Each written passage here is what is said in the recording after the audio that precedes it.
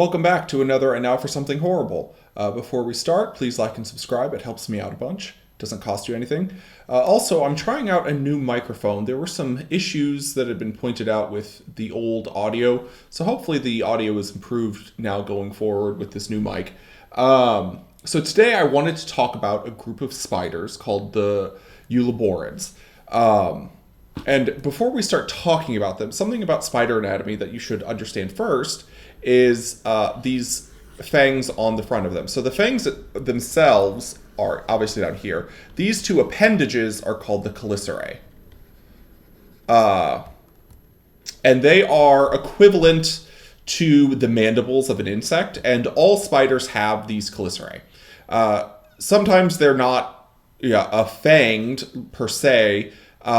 Sometimes they have like weird claw appendages on them, but the appendage itself is pretty much always there. And that is a definitional structure. The group that the spiders belong to is called the Chelicerata, and they all have this sort of structure. And the reason I bring this up is because most spiders, not only do they have these chelicerae, but most spiders have fangs attached to them and venom sacs attached to the fangs up in their head because they hunt their prey and they use their venom in order to incapacitate them. So what I wanted to talk about today is a group of spiders called the Euloborids, because they don't have fangs and they don't have venom. So you're thinking, oh, these must be friendly spiders. But no, they're not. So what's interesting about the Euloborids, and specifically I wanted to talk about a genus called Philipinella, which is really a heavily researched genus and really, really interesting.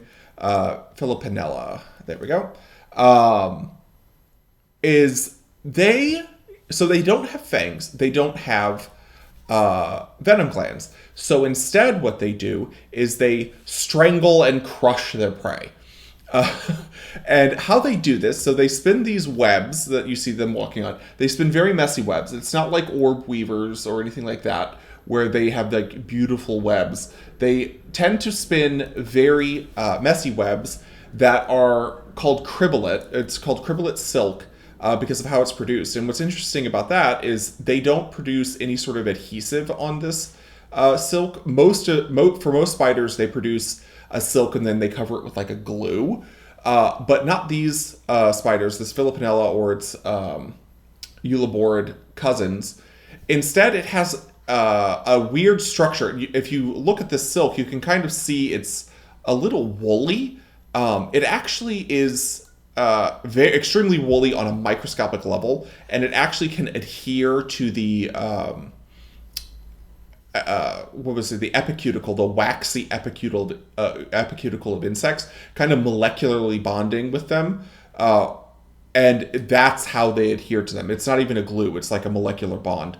It's very crazy. But anyway, so once something flies into the web, the spider runs up to it and begins wrapping the little insect in silk, this cribbolate silk. So you have your little fly here, and it runs up to it and begins cocooning it tighter and tighter and tighter. It keeps pulling tighter and tighter and tighter until it begins crushing and snapping all of the limbs and strangling the little insect to death. And then once it's all broken and popped, it's not dead, but frequently it's just mangled in this web. It then vomits up digestive enzymes onto it. And because now its exoskeleton has been cracked open, these enzymes go in and begin digesting it while it's alive. And then it just kind of drinks its prey, as it were. And so these are all over. The one that I was talking about, Philipinella, the one that I was specifically reading about is Philipinella congregabilis.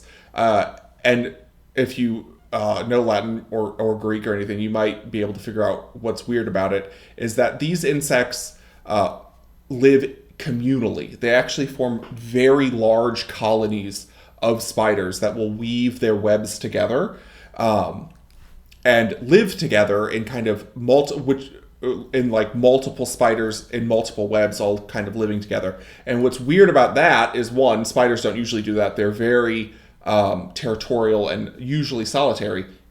But there's even weirder ones in this Filipinella group.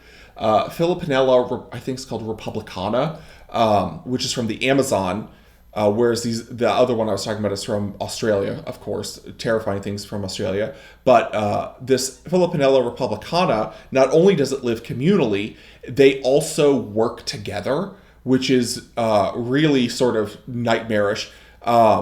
The females, and they are majority females that form these communal webs, will attack larger prey together, and they'll each in turn help wrapping up the thing and crushing it and killing it, and then it goes to one of the females. So they kind of share resources that way, where they strangle together and then divvy up the resources later. So there you go. You have a weird strangling, crushing nightmare spider. Many of these are found in the Americas. The ones that I was talking about were from the Amazon and then from Australia and New Zealand, but they are also invasive. So they're really good about spreading to countries where they're not supposed to be. A lot of them are already in the United States.